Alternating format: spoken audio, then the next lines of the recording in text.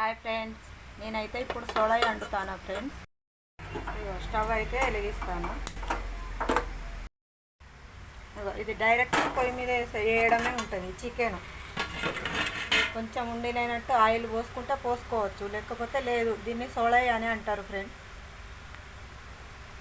Chicken ఎక్కడికో పోయి friends, మేమే కట్ చేస్తాం. చికెన్ ఫ్రెష్గా మంచిగా ఎప్పటిదప్పుడే కట్ చేసి ఎప్పటిదప్పుడే వండుతాం. అయితే వేసుకోవాలి, పసుపు కూడా వేసుకోవాలి. సగం ఉడికినాక ఇవన్నీ వేసుకోవాలి. చికెన్ అయితే ఉడికింది ఫ్రెండ్స్. ఇలా ఇప్పుడు ఇది చింతపండు పిసికి కొన్ని కట్ చేసేటప్పుడే బ్లడ్ పడతామన్నమాట. ఆ బ్లడ్ని వేయాలి. ఇప్పుడు ఇలా వేసి కలపాలి. బాగుంటుంది కలిపితే.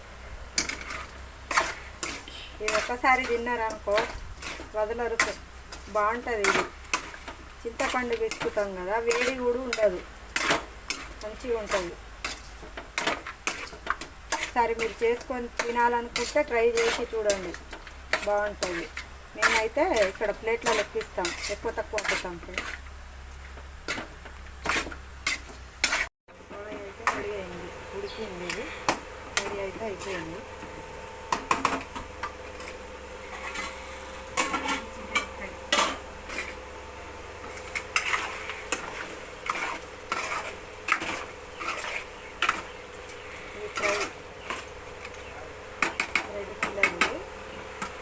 ఇది 1.5 kg, కిలోన్నర ఇది.